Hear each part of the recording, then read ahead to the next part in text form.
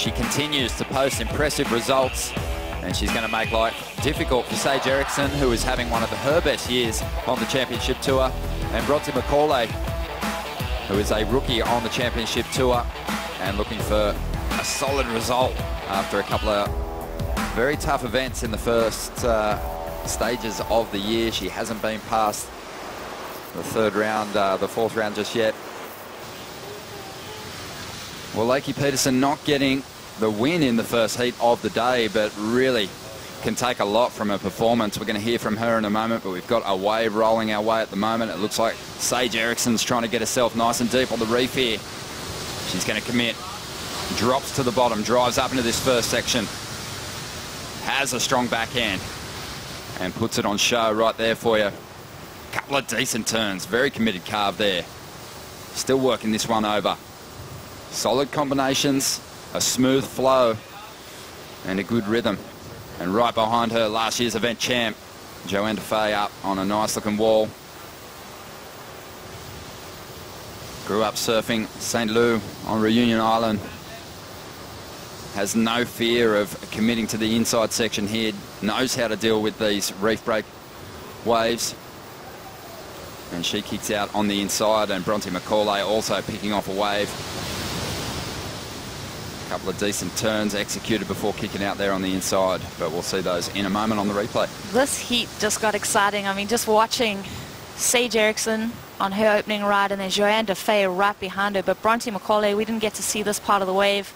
First look for us on her forehand. Rising up to that lip, throwing a lot of spray. Just looking for another section. So one turn there for Bronte. She's been here a couple days with her dad before the contest, warming up. As Johanne Defay, watch her unleash the fury on this wave. I think just waiting for something to show itself. There she throws a lot of spray. You can see her starting to loosen up on this wave as it goes down the point.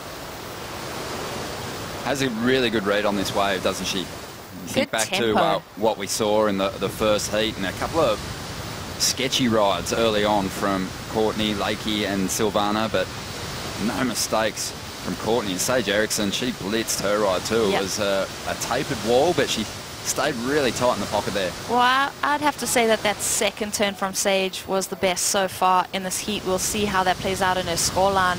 But just watch how critical she gets on that lip. Throws a lot of spray.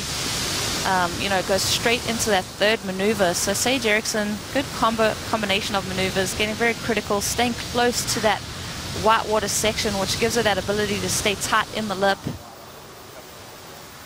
In the 6-point range, it looks like Johanne Defay is going to have something similar. 6.67 for Sage Erickson, the single highest scoring ride of this heat. A 6.5 for Johanne Defay. And Bronte Macaulay counting on that 2 and about to drop a 3-point ride, 3.23. In around about a week during the break, there was no waves ridden, but some sets rolling our way at the moment, and Bronte Macaulay is going to have a swing for the lead here. A nice drawn out carve to get things started. Again goes to the rail. And this wave providing quite a nice canvas for the West Aussie girl to let go of some decent turns. A 5.33. We'll see Bronte Macaulay take the lead momentarily, but Johanne Defay is up and racing down the line at the moment. Only chasing at 2.06 from that ride to get herself out in front, and she doesn't get enough, a 1.77. So Bronte out in front now. Yeah, Bronte just finding that forehand form. A good time was had by everyone. Almost everyone staying on the island got the Taj Burrow haircut. I think they thatched some roofs with all the hair that was left over. As we see Sage Erickson up now. Solid first turn and just blitzing that pocket a number of times now. Erickson is on for the first day of competition here for the women. She only needed a 1.89. She's going to do a lot better than that. That could be the best wave of the heat so far. Oh, man, you can see the smile on Sage's face, which makes her so dangerous. And it's cool to see someone click into form and really surf to their potential. Let's have a look at this wave. The way she paddles in, a lot of just puts her head down and digs in, and that turn there down the line surfing. But then this one over here was just the knee tuck. Everything about that turn was just so on point, and you can see the tempo and timing that she has with this wall and her backhand, one of her strengths that she can rely on. Just see the way she sets up this first maneuver, just takes her time, just connects that lip, comes out of it with speed, which is so important to get that next maneuver in a more critical position. I like the flow that she had on that wave, Ronnie. I know we talk about variety a lot, but you can really just see that as an example on that wave. Oh, a long time, all right, Blakey. 25 years since I was last here. 1992, I came with Kelly Slater, Brock Little on a trip for a magazine. Here's Sage Erickson up and riding, guys.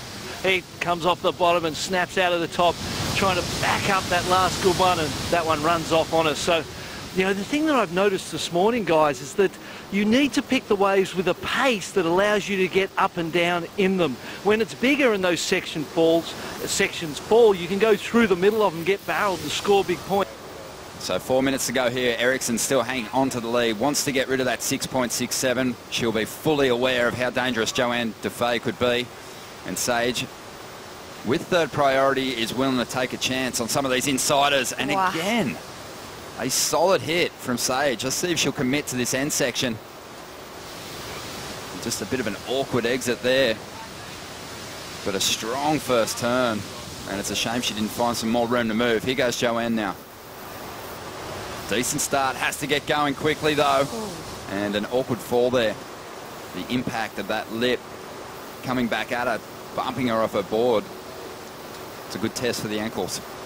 For sure, you got a lot to maneuver around here, and I think Johanne, you know, making the most of those sections, like Barton mentioned, you don't want to miss an opportunity to fit in a maneuver and keep that tempo with the wave.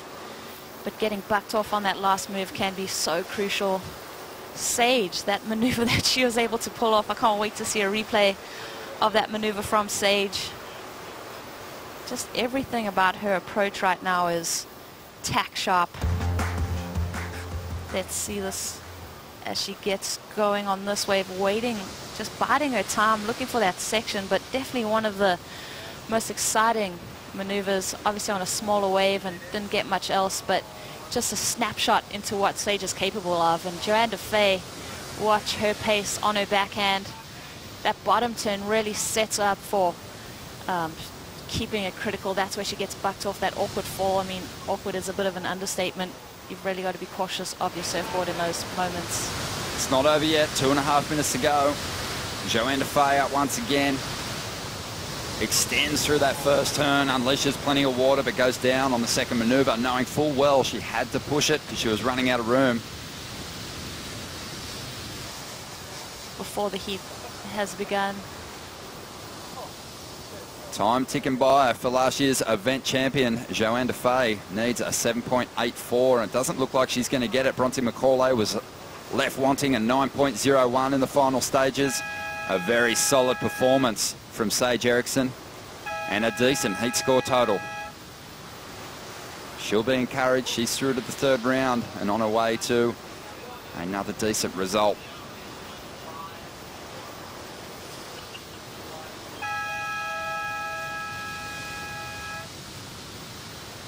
And there it is, 14.34 for Sage.